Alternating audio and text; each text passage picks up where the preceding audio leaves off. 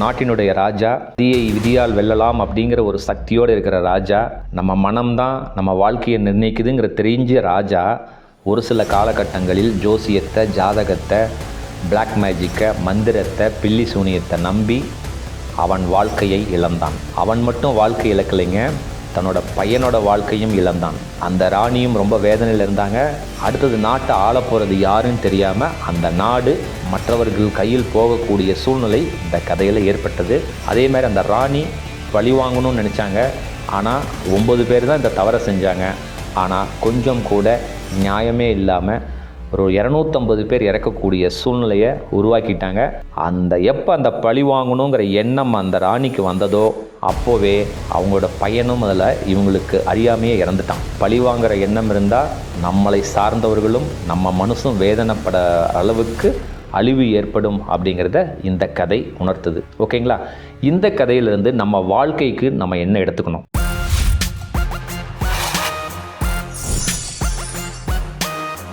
அன்பு வணக்கம். அதாவதுங்க, நம்ம வாழ்க்கையில் ரொம்ப நெருங்கிய உறவு முறையாக கூட இருக்கலாம், இல்லை தூரத்து உறவு முறையாக இருக்கலாம். நம்பி நீங்கள் உதவி செஞ்சுருப்பீங்க. ஒரு சில காலகட்டத்தில் அந்த உதவியை அவங்க கொஞ்சம் கூட மரியாதை கொடுக்க மாட்டாங்க. அதனால் ஒரு வெறுப்பு நம்ம மனசில் ஏற்பட்டுரும். அதனால் பண இழப்புகள், சொத்து இழப்புகள், உறவு முறை இழப்புகள் அந்த மாதிரி நிறைய நமக்கு நடந்துடும். அதே மாதிரி ஒரு பிஸ்னஸ் செய்வீங்க, ஒரு பார்ட்னரை நம்பி தான் நீங்கள் பணம் போட்டிருப்பீங்க. திடீர்னு அவர் எல்லாத்தையும் ஏமாற்றிட்டு போயிடுவார். எப்படியாவது அவனை பழி வாங்கணும். அதாவது நம்மளோட எண்ணத்தோட வெளிப்பாடு எப்படி இருக்குன்னாங்க, அவன் நாசமாக போகணும், அவன் மட்டும் என் கையில் கிடைச்சா அவனை வெட்டணும். இதெல்லாம் எண்ணத்தினுடைய வெளிப்பாடுகள். நம்ம செய்ய மாட்டோம், பட் நம்ம எண்ணம் இதெல்லாம் சொல்லுது. ஓகேங்களா? ஸோ ஒரு பழிவாங்கும் எண்ணம், அந்த பழிவாங்கும் செயல்பாடுகள் நம்ம வாழ்க்கையை எங்கே கொண்டு போய் நிறுத்தும் அப்படிங்கிற உணர்த்தது தாங்க இந்த கதை.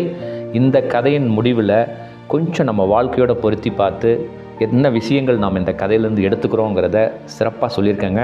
கொஞ்சம் நீங்கள் உங்கள் வாழ்க்கையோட பொருத்தி பார்த்தீங்கன்னா ஒரு உண்மைத்தன்மை நமக்கு புரியும். சிறப்பாக கதைக்குள்ளே போகலாங்க. ஒரு அழகிய நகரம், ஒரு ராஜா, ஒரு ராணி, அவங்களுக்கு குழந்தை பார்த்திங்கன்னா 8 வயசு பையன். அந்த ராஜா அந்த நாட்டை ரொம்ப சிறப்பாக செழுமையாக நடத்திட்டு இருந்தார். 48 துறைகள், 48 இலாக்காக்களை ரொம்ப சிறப்பாக செயல்படுத்திட்டு இருந்தாங்க. அந்த நாட்டு மக்கள்லாம் ரொம்ப சந்தோஷமாக இருந்தாங்க. இந்த 48 இலாக்காக்களையும் கவனிக்கிறதுக்குன்னு சொல்லி அந்த நாட்டினுடைய தளபதி இருந்தார். அவர் தான் ஓவரால் அந்த நாட்டையும் நிர்வாகம் செஞ்சார். இந்த அரசரோட ரொம்ப க்ளோஸாக இருப்பார். எதுவாக இருந்தாலும் அந்த நாட்டின் தளபதி அரசரோட டிஸ்கஸ் பண்ணிவிட்டு என்ன இன்ஸ்ட்ரக்ஷன்னு சொல்லி அந்த மந்திரிகளுக்கும் கொடுப்பாரு. அரசரும் அந்த மந்திரிகளோட பேசுவார். அந்த நாடு ரொம்ப செழிப்பாக, ஊர் மக்கள்லாம் ரொம்ப சந்தோஷமாக இருந்தாங்க. ஸோ இந்த மாதிரி காலகட்டத்தில் அந்த அரசருக்கு கூட ஒரு ரொம்ப க்ளோஸ் ஃப்ரெண்ட் ஒருத்தர் இருந்தார். அவர் பார்த்திங்கன்னா இந்த மந்திரங்கள் செய்கிறது, பில்லி சூனியம்னு சொல்லுவாங்க, பிளாக் மேஜிக்னு சொல்லுவாங்க, புரியுதுங்களா? அந்த மாதிரி வேலையெல்லாம் செய்வார். ஆனால் அந்த நாட்டினுடைய சட்டம் என்ன தெரியுங்களா? இந்த மாதிரி மந்திரங்கள் வைக்கிறது, இந்த பில்லி சூனியம், இந்த பிளாக் மேஜிக் யார் பண்ணாலும் தண்டனை நிரூபிக்கப்பட்டால் அவர்களுக்கு மரண தண்டனை விதிக்கப்படும்ங்கிறது அந்த நாட்டினுடைய சட்டம். அந்த சட்டத்தை இயற்றியவரே அந்த ராஜா தான். இருந்தாலும் ஒரு சில காலகட்டங்களில் அந்த ராஜா அதை நம்ப ஆரம்பிச்சிட்டாரு. ஏன்னா ஃப்ரெண்டு வந்து பேசி அதை நம்ப ஆரம்பிச்சிட்டாரு. சரி, இந்த யுத்திகளை வச்சு பக்கத்தில் இருக்கிற நாட்டையெல்லாம் நம்ம கைப்பற்றணும். ஆனால் யாருக்குமே தெரியாது. ஏன்னா ரகசியமாக ராணிக்கும் தெரியாது, மற்ற குடும்ப உறுப்பினர்களுக்கும் தெரியாது, அந்த 48 அமைச்சர்களுக்கும் தெரியாது, அந்த நாட்டினுடைய படை தளபதிக்கும் இந்த மாதிரி ராஜா இதில் ஈடுபட்டிருக்காருங்கிறது தெரியாது. ஒரு சில நாட்களில் அந்த பணிப்பெண்கள் ராஜாவோட அறையை க்ளீன் பண்ணிகிட்டு இருக்கும்போது சில மந்திர பொருட்கள்லாம் இருந்திருக்கு. அதை பார்த்துட்டாங்க அந்த அம்மா. உடனே அந்த பொருட்கள்லாம் எடுத்துகிட்டு அந்த நாட்டினுடைய தளபதி கிட்ட அந்த அம்மா பணிப்பெண் கொண்டு போய் கொடுத்துட்டாங்க. ராஜா அறையில் இந்த பொருள்லாம் இருந்ததுன்னொன்னே அவருக்கு படைத்தளபதிக்கு ரொம்ப ஆச்சரியம். என்னடா இதெல்லாம் இருக்கே அப்படின்னு சொன்னோன்னே, இருந்தாலும் அந்த பொண்ணை நம்பி நம்ம ராஜா கிட்ட எதுவும் கேட்க முடியாது. சரின்னு சொல்லிட்டு அவர் என்ன பண்ணுறாரு, ஒரு 8 அமைச்சர்களை மட்டும் கூப்பிட்றாரு. ஏன்னா எல்லாருக்குமே தெரியக்கூடாது, ஏன்னா இது உண்மையான்னு தெரியாது. ஏன்னா ஒரு பணிப்பெண் சொன்னதுனால நம்ம ராஜாவை கேட்க முடியாது. இது உண்மையாங்கிறத நம்ம ஒரு டீம் வச்சு பார்க்கலாம் அப்படின்னு சொல்லிட்டு 8 அமைச்சரை, நம்பிக்கையான அமைச்சரை கூப்பிட்டு இவரும் அந்த படை தளபதியும் சேர்ந்து இந்த மாதிரி நடந்திருக்கு, நம்ம ராஜாவை ஒரு 3 பேர் கொஞ்சம் மாறுவேடம் அணிந்து அவரோட செயல்பாடுகளை பாருங்க அப்படின்னு சொல்லி அனுப்புகிறாரு. இது அப்படியே நடக்குது. 1 மாதம் ஆகுது, 2 மாதம் ஆகுது, 3 மாதம் ஆகுது. ஒரு நாள் அந்த 3 பேரும் ராஜாவை ஃபாலோ பண்ணி போகும் பொழுது சில மந்திர வேலைகளை ராஜா செஞ்சிட்ருக்காருங்கிறத பார்த்துட்டார். பார்த்த உடனே அந்த 3 பேரும் படை தளபதிக்கு மற்ற அமைச்சர்களுக்கும் தகவல் கொடுத்த உடனே எல்லாருமே அந்த 9 பேர் அங்கே வந்துடுறாங்க. வந்த உடனே ராஜா கிட்ட கேட்குறாங்க, என்ன ராஜா நீங்கள் பண்ணுறது இதுவே சரியானவொன்னே, இல்லை பக்கத்து நாட்டை நான் வந்து கைப்பற்றணும், அதுக்காக தான் இந்த மந்திரங்கள் இந்த இதெல்லாம் நான் செஞ்சிட்ருக்கேன், இதெல்லாம் ஒன்றும் தவறு இல்லை, எனக்கு இதில் நம்பிக்கை இருக்குது அப்படின்னு சொல்லி அந்த ராஜா சொல்கிறாரு. அப்போ அந்த மந்திரிகளுக்கு என்ன செய்கிறதுனே தெரியல. அந்த 9 மந்திரிகள் ப்ளஸ் அந்த படை தளபதி, இல்லை இது சரி வராது, ஏன்னா நம்ம நாட்டினுடைய சட்டமே வந்து இந்த மாதிரி மந்திரத்தில் யாராவது செயல்பட்டால் அவங்கள வந்து மரண தண்டனை கொடுக்கணும்னு சொல்லி அந்த சட்டத்தையே நீங்கள் தான் போட்டீங்க, ஆனால் நீங்களே இதை செஞ்சிட்ருக்கீங்களே, எனக்கு ரொம்ப கஷ்டமாக இருக்குன்னு சொல்லி அந்த படைத்தளபதி கேட்குறான். அப்புறம் அந்த 9 பேரும் சேர்ந்து ஒரு முடிவு பண்ணிடுறாங்க, அந்த ராஜாவை அந்த இடத்துலையே கொன்னுடுறாங்க. கொன்னுட்டு என்ன பண்ணிடுறாங்கன்னா, ஏதோ ஒரு 4 கொள்ளையர்கள் வந்து கொண்டுட்டு போயிட்டாங்க அப்படின்னு சொல்லி ஊர் மக்களை, ராணியை எல்லாரையுமே நம்ப வச்சிடுறாங்க. எல்லாமே சிறப்பாக தகவனம் எல்லாரையுமே அடக்கம் செஞ்சிடுறாங்க. அடக்கம் செஞ்சுட்டு அந்த ராணிக்கிட்ட போய் கேட்குறாங்க, அந்த படைத்தளபதி ப்ளஸ் அந்த 48 அமைச்சர்களும் கேட்குறாங்க, நீங்கள் தாங்கம்மா அடுத்தது ராஜாவாகணும், ராஜா இருந்த இடத்துல நீங்கள் தான் இருந்து நாட்டை ஆளணும்னு சொல்கிறாங்க. ஆனால் அந்த நாட்டினுடைய சட்டத்தின்படி அவங்களோட வாரிசுங்கும் பொழுது பையன்தான் ஆளணும், பையனுக்கு 8 வயசு தான் ஆகுது, பரவாயில்ல அந்த பையனுக்கே நீங்கள் ராஜாவாக பட்டம் முடிசூடுங்க, ஆனால் நாட்டை ஆள்றது நீங்கள் ஆளுங்க அப்படின்னு சொல்லி எல்லாம் அந்த படைத்தளபதி ப்ளஸ் அமைச்சர்கள்லாம் சொல்கிறாங்க. சரி, அந்த அம்மாவும் சரின்னு சொல்லிட்டாங்க. இருந்தாலும் தன் கணவர் இறந்துட்டாருங்கிற வருத்தங்கள் இருந்தாலும் சரி அப்படின்னு சொல்லிட்டு ஒத்துக்கிட்டாங்க. சரின்னு சட்டத்தில் நாட்டை ஆள்றாங்க. ஆளும் பொழுது அந்த ராஜா ஆண்டதை விட ரொம்ப சிறப்பாக ஆள்றாங்க. ஏன்னா அந்த படை தளபதி, அந்த 48 அமைச்சர்கள் ரொம்ப கோஆர்டினேட் பண்ணி சொல்கிறாங்க. இருந்தாலும் அந்த ராணிக்கு ஒரு வருத்தம், நம்ம ஒரு நாட்டினுடைய ராணியாக இருக்கோம், நம்ம தான் எல்லாமே நிர்வாகம் பண்ணுறோம், என்னோடய கணவர், அன்புக்குரிய கணவர் ராஜா யாரோ கொண்டுட்டாங்களே, அந்த 4 பேர் யாருன்னு தெரியலையே, எதுக்காக கொண்டாங்கங்கிற உண்மைத்தன்மை எனக்கு தெரியணும்னு சொல்லிட்டு ரொம்ப கஷ்டப்பட்டு கண்டுபிடிச்சிடுறாங்க. ஒரு 6 மாதத்துலேயே கண்டுபிடிச்சிடுறாங்க. இதை கொன்னது வந்து அந்த 8 அமைச்சர்களும் ப்ளஸ் அந்த நாட்டினுடைய படை தளபதிகள் தான் சேர்ந்து தன்னோட கணவர் இந்த மாதிரி மந்திர வேலைகளில் ஈடுபட்டார் அப்படிங்கிறதுனால கொண்டுட்டாங்கங்கிறது உண்மை தெரிஞ்சிருச்சு. இருந்தாலும் அவங்க ராணியாக இருந்தால் கூட உடனே எந்த டிசிஷன் எடுக்க முடியல. ஏன்னா ஏதாவது திடீர்னு ஏதாவது ஆக்ஷன் எடுத்து அவங்கள ஏதாவது பண்ணிட்டா கூட அவங்க ஏதாவது இந்த விஷயம் தெரிஞ்சதுன்னா இந்த ராணியையும் இந்த குழந்தையும் கொல்லக்கூடிய வாய்ப்புகள் நிறையா இருக்குது. அப்படிங்கிறதுனால சரி இதுக்கு ஒரு காலம் வரட்டும் அப்படின்னு சொல்லி அதுக்கு ஒரு பிளான் பண்ணுறாங்க. என்ன பிளான் பண்ணுறாங்கன்னா, ஒரு பழி வாங்கணும், இந்த 9 பேரையும் பழி வாங்கணும்னு சொல்லிட்டு ஒரு நதிக்கரை ஓரம் நல்ல ஒரு மிகப்பெரிய ஆறு, அந்த ஆறு பக்கத்தில் ஒரு மிகப்பெரிய ஒரு கூடாரம், அதாவது ஆடிட்டோரியம் ஒன்று கட்டுறாங்க. நம்ம ஏதாவது ஃபங்க்ஷன் வைக்கணுன்னா, நம்ம ராஜசபையில் ஃபங்க்ஷன் வைக்கணுன்னா அங்கே தான் வைக்கணும்னு சொல்லி சிறப்பாக கட்டிகிட்டு இருக்காங்க. அது ஒரு வருஷம் கன்ஸ்ட்ரக்ஷன் போகுது. ஆனால் அவங்களுக்கு மட்டும்தான் தெரியும் அந்த டோட்டல் கன்ஸ்ட்ரக்ஷன். அந்த பில்டிங்க்கும் பக்கத்துலேயே பார்த்திங்கன்னா ஒரு 100 அடி உயர டேங்க். அந்த 100 அடி உயர டேங்க் ஃபுல்லாக தண்ணி ரொப்புனிங்கன்னா, ஒன்ஸ் அந்த டேங்க்லேருந்து தண்ணி திறந்தீங்கன்னா ஒரு 2 செகண்டில் இந்த ஆடிட்டோரியம் ரொம்பிடும். அது ரெண்டையும் தடுக்கிறதுக்கு நடுவில் ஒரு ஸ்டீல் ஷட்டர். அதேமாதிரி திறந்தோன்னா 1 செகண்ட் 2 செகண்டில் இந்த ஆடிட்டோரியம் ஃபுல்லாக தண்ணி போயிடும். அந்த ஃப்ரண்ட்டை கேட்டை மட்டும் நம்ம மூடிட்டால் யாருமே வெளியில் வர முடியாது, எல்லாருமே செத்து போயிடுவாங்க. இந்த கான்செப்டில் அந்த கட்டிடத்தை சிறப்பாக 1 வருஷத்தில் கட்டி முடிக்கிறாங்க.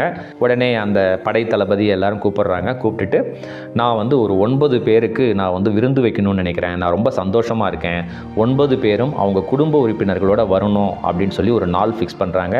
அந்த படை தளபதி ப்ளஸ் அந்த 8 அமைச்சர்கள் ஃபேமிலியோடு வரணும்னு சொல்கிறாங்க. ஒவ்வொருத்தரும் சொல்கிறாங்க ஒரு 5 பேர் 6 பேர் வருவோம் அப்படின்னு சொன்ன உடனே அவங்க சைட்லேருந்தே ஒரு 100 பேர் வராங்க. எல்லாம் அவங்க குடும்ப உறுப்பினர்கள், அவங்க ரிலேட்டிவ்ஸ் எல்லாமே சேர்ந்து ஒரு 100 பேர் வராங்கன்னு சொல்லி எல்லாம் அரேஞ்ச் பண்ணிட்டாங்க. அவங்களுக்கு உணவு வகைகள், அங்கே நடனம் ஆடுறது, அங்கே கேளிக்கைகள் எல்லாமே அந்த மண்டபத்தில் எல்லாமே அரேஞ்ச் பண்ணிகிட்ருக்காங்க. ஆனால் இந்த ராணியோட எண்ணம் அங்கே போகணும், ஃபங்க்ஷன் நடக்கணும், எல்லாரையும் சாப்பிட சொல்லணும், நம்ம வெளியில் வந்துடுவோம், ஜஸ்ட் லாக் பண்ணிவிடுவோம், ஜஸ்ட் அந்த சட்டரை ஓப்பன் பண்ணுறதுக்கு நம்மக்கிட்ட கண்ட்ரோல் சுவிட்ச் இருக்குது, நம்ம பாட்டுக்கு வெளியில் வந்துட்டு ஓப்பன் பண்ணால் அடுத்த 1 நிமிஷத்தில் எல்லாருமே இறந்துடணும், இதுதான் என்னுடைய பழிவாங்கும் திட்டம் அப்படின்னு சொல்லி அவங்க மனசில் டிசைட் பண்ணிட்டாங்க. அதேபடி அந்த நாளும் வந்தது. வந்த உடனே சிறப்பாக எல்லாரையும் கூப்பிட்றாங்க. எல்லோரும் சந்தோஷமாக வராங்க, எல்லாருக்கிட்டையும் பேசுகிறாங்க.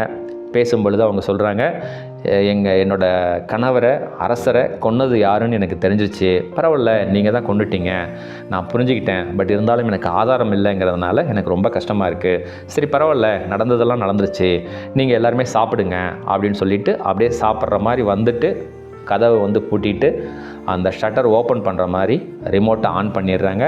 அடுத்த 1 நிமிடத்தில் அந்த கூடாரம் ஆடிட்டோரியம் ஃபுல்லாக தண்ணிகள் வந்து ரொம்பிடுச்சு. தண்ணிகள் எங்கேயும் வெளியில் வரல. அடுத்த 5 நிமிஷத்தில் அங்கே இருந்த 100 பேர், அதாவது 9 அமைச்சர்கள் அவர்களோட உறவினர்கள் சேர்ந்து 100 பேர். அதுவும் இல்லாமல் அந்த ஆடிட்டோரியத்தில் சமையல்காரர்கள், வேலை செய்கிற கலைஞர்கள், ப்ளஸ் அங்கிருந்த காவலாளிகள் எல்லாம் சேர்த்து அது ஒரு 100 பேர். ஆக மொத்தம் 200 பேர் ஃபுல்லாக இறந்துட்டாங்க. இவங்களுக்கு பழி வாங்கணுங்கிறது அந்த 9 அமைச்சர்கள் மேலே தான். ஆனால் வேறு வழி இல்லை. ஒரு 200 பேர் 250 பேர் பக்கம் ஒரே நிமிஷத்தில் எல்லாருமே இறந்துட்டாங்க. ரொம்ப சந்தோஷப்படுறாங்க. வீட்டுக்கு வராங்க. நம்ம பழி வாங்கிட்டோம், நம்ம கணவரை கொண்டவங்கள நம்ம வச்சு செஞ்சிட்டோம் அப்படின்னு சந்தோஷமாக அரண்மனையை நோக்கி வராங்க. வந்துட்டு இன்றைக்கி நம்ம பையனோட கொஞ்சிட்டு நம்ம படுக்கணும், இன்றைக்கி ரொம்ப சந்தோஷமாக இருக்கேன் அப்படின்னு சொல்லிட்டு அந்த பணிப்பெண் வராங்க. எங்கே ராஜா எங்கே இருக்கிறாரு, ரூமில் இருக்கிறாரு அப்படின்னு கேட்கும் பொழுது அந்த பணிப்பெண் சொல்கிறாங்க, இல்லைங்க ராணி, ராஜா அந்த ஃபங்க்ஷனுக்கு வரணும்னு சொன்னார், ஆனால் நீங்கள் வேண்டான்னு சொல்லிட்டீங்களா, அதனால் நான் தான் அவருக்கு மாறுவேடம் போட்டு தளபதி கூட அனுப்பியிருந்தேன், ஏன்னா நீங்கள் அனுப்புனா திட்டுவீங்கன்னு சொல்லிட்டு, ஏன்னா ஒரு ஃபங்க்ஷன் நடக்குதுன்னொன்னே ராஜா பார்க்கணுன்னு சொன்னார், உங்கள் பையன் பார்க்கணுன்னு ஆசைப்பட்டார், அதனால் மாறுவேடம் அணிந்து நான் தளபதி கூட அவங்க உறவினர்கள் கூட அனுப்புகிற மாதிரி நான் அனுப்பியிருந்தேன், நீங்கள் கவனிக்கலையா அப்படின்னு சொல்லி கேட்ட உடனே இந்த அம்மாவுக்கு ஒன்றுமே புரியல, ராணிக்கு ஒன்றுமே புரியல. ஏன்னா அந்த தண்ணி திறந்து விட்டவன்னா அங்கே இறந்த 250 பேரில் அவரோட பையனும் இப்போ தற்போது நாட்டை ஆளக்கூடிய 8 வயசு பையனும் இருக்கிறான்னொன்னே ரொம்ப கஷ்டப்பட்டாங்க, வேதனைப்பட்டாங்க, என்ன செய்கிறதுனே தெரியல அப்படின்னு சொல்லி அழுது புலம்புனாங்க அப்படின்னு சொல்லி கதை முடியுது. இந்த கதையிலேருந்து கதை சுருக்கம் என்ன? ஒரு நாட்டினுடைய ராஜா எவ்வளோ சக்தியான ஒரு மதியை விதியால் வெல்லலாம் அப்படிங்கிற ஒரு சக்தியோடு இருக்கிற ராஜா, நம்ம மனம்தான் நம்ம வாழ்க்கையை நிர்ணயிக்குதுங்கிற தெரிஞ்ச ராஜா ஒரு சில காலகட்டங்களில் ஜோசியத்தை, ஜாதகத்தை, பிளாக் மேஜிக்கை, மந்திரத்தை, பில்லி சூனியத்தை நம்பி அவன் வாழ்க்கையை இழந்தான். அவன் மட்டும் வாழ்க்கை இழக்கலைங்க, தன்னோட பையனோட வாழ்க்கையும் இழந்தான். புரியுதுங்களா? அது மட்டும் ஆகலை, தன்னோட ராணியோட வாழ்ந்துட்டுருக்கிற வாழ்க்கை ரொம்ப கேள்விக்குறியாக போச்சு. விதியை மதியால் வெல்லலாம் அப்படிங்கிறதுக்கு வார்த்தைக்கு அர்த்தம் தெரியாமல் ஒரு பிளாக் மேஜிக்கை நம்பினதுனால, ஜோசியத்தை நம்பினதுனால அவனோட வாழ்க்கை, அவனோட பையன் இழந்துட்டான். அந்த ராணியும் ரொம்ப வேதனையில் இருந்தாங்க. அடுத்தது நாட்டை ஆள போகிறது யாருன்னு தெரியாமல் அந்த நாடு மற்றவர்கள் கையில் போகக்கூடிய சூழ்நிலை இந்த கதையில் ஏற்பட்டது. அதே மாதிரி அந்த ராணி பழி வாங்கணும்னு நினச்சாங்க, ஆனால் 9 பேர் தான் இந்த தவறை செஞ்சாங்க. ஆனால் கொஞ்சம் கூட நியாயமே இல்லாமல் ஒரு 250 பேர் இறக்கக்கூடிய சூழ்நிலையை உருவாக்கிட்டாங்க. எப்போ அந்த பழி வாங்கணுங்கிற எண்ணம் அந்த ராணிக்கு வந்ததோ அப்போவே அவங்களோட பையனும் அதில் இவங்களுக்கு அறியாமையே இறந்துட்டான். புரியுதுங்களா? அப்போது பழி வாங்குகிற எண்ணம் இருந்தால் நம்மளை சார்ந்தவர்களும் நம்ம மனசும் வேதனைப்பட அளவுக்கு அழிவு ஏற்படும் அப்படிங்கிறத இந்த கதை உணர்த்துது. ஓகேங்களா? இந்த கதையிலிருந்து நம்ம வாழ்க்கைக்கு நம்ம என்ன எடுத்துக்கணும் கொஞ்சம் யோசனை பண்ணி பாருங்கள். கொஞ்சம் உங்கள் வாழ்க்கையோட பொருத்தி பாருங்கள். நம்ம ஜோசியத்தை நம்புகிறோம், ஜாதகத்தை நம்புகிறோம், லாட்ரி சீட்டு அதேமாரி தான். அதெல்லாம் ஒரு போதை. பில்லி சூனியம், மருந்து வைக்கிறது, இதெல்லாம் நம்பி போகிறோம். நம்பிட்டு அதுதான் உண்மை அப்படின்னு சொல்லிட்டு அதுக்கப்புறம் வாழ்க்கையில் என்ன செய்கிறதுனே தெரியாமல் இதனால் என் வாழ்க்கை நல்லா இல்லைன்னு சொல்லிட்டு விதியை மதியால் வெல்லலாம் அப்படின்னு ஒரு வாசகம் இருக்குங்கிறதையே தெரிஞ்சிக்காமல் தன் அறிவுத்திறனை பயன்படுத்தாமல் அந்த ஜாதகத்தை, ஜோசியத்தை, லாட்ரி சீட்டை, அந்த மருந்து, பில்லி சூனியம் இதெல்லாம் நம்பி போயிட்டு தன்னோட வாழ்க்கையை நம்ம அழிச்சிக்கிறோம். புரியுதுங்களா? எப்போ நம்ம ஒருத்தரை பழி வாங்கணும் அப்படின்னு நம்ம எண்ணத்தால் நினச்சாலே நம்மளால் அடுத்த செயல்பாடுகளே செய்ய முடியாது. ஏன்னா நம்ம மனசு அந்த பழி வாங்குகிற எண்ணம் வந்துருச்சுன்னு வச்சிங்களேன், நம்மளோட செயல்பாடுகள் கரெக்டாக இருக்காது. நம்ம எண்ணம் தெளிவாக இல்லைன்னு வச்சிங்களேன், எண்ணம் போல் வாழ்க்கைன்னு சொல்லுவாங்க. நம்ம எண்ணம் கெட்டு போச்சுன்னு வச்சிங்களேன், அந்த பழி வாங்கணுங்கிற எண்ணம் வந்துருச்சுனாலே நம்ம வாழ்க்கை நல்லா இருக்காது. அந்த ராணிக்கு பாருங்கள், தன்னோட வாழ்க்கையே போயிடுச்சு, தன்னோட பையனை இழந்துட்டாங்க. ஸோ அதே மாதிரி நம்ம வாழ்க்கையில் பல சூழ்நிலைகள் நடக்கும், நம்மளை ஏமாற்றுவாங்க. இந்த மாதிரி சூழ்நிலைகள்லாம் ஏற்கனவே நான் சொன்ன மாதிரி நடக்கும். நடந்தாலும் ஓகே, ஏதோ ஒரு சூழ்நிலையினால இது நடந்திருக்கு அப்படின்னு சொல்லிட்டு அடுத்தது என்ன செய்யலாம், வாட் நெக்ஸ்ட் அப்படின்னு சொல்லி ஏதோ நடந்துருச்சு, ஒரு சூழ்நிலையை உணர்த்துறதுக்காக தான் இந்த இறைவன் ஏதோ எனக்கு செயல்படுத்தியிருக்காரு அப்படின்னு சொல்லிட்டு நீங்கள் செயல்பட்டால் உங்கள் வாழ்க்கையில் அந்த பழி வாங்கணுங்கிற எண்ணத்தை மட்டும் ட்ராப் பண்ணிங்கன்னா உங்கள் தேவைகள் என்னங்கிறத இந்த பிரபஞ்சம், நமக்கு மேலே இருக்கிற சக்தி அற்புதமாக இந்த இறைத்தன்மை கொடுக்கும் அப்படிங்கிறத கொஞ்சம் புரிஞ்சு செயல்படுங்க. பழி வாங்கணும் அப்படிங்கிற எண்ணமே நம்ம வாழ்க்கையில் இருக்கக்கூடாது அப்படின்னு ஞாபகம் வச்சுக்கோங்க. உங்கள் நண்பர்கள், உறவினர்கள் யாராவது இந்த எண்ணத்தில் இருந்தால் இந்த கதையை சிறப்பாக அனுப்புங்க. ஓகேங்களா? அவங்க இந்த கதையை உணர்ந்து அந்த பழி வாங்குங்கிற எண்ணம் கொஞ்சம் கூட நம்ம மனசில் வரக்கூடாதுங்கிறத செயல்படுத்தி வாழ்க்கையில் சந்தோஷமாக இருக்க வாழ்த்துக்கள். இந்த கதை உங்கள் வாழ்க்கையில் ஒரு மிகப்பெரிய மாற்றத்தை ஏற்படுத்தியிருக்கும்னு நான் நம்புகிறேங்க. சிறப்பாக அடுத்த காணொளியில் இன்னும் ஒரு அற்புதமான தலைப்பில் நிறைவாக நம்ம சந்திக்கலாங்க. மிக்க நன்றி, மகிழ்ச்சி.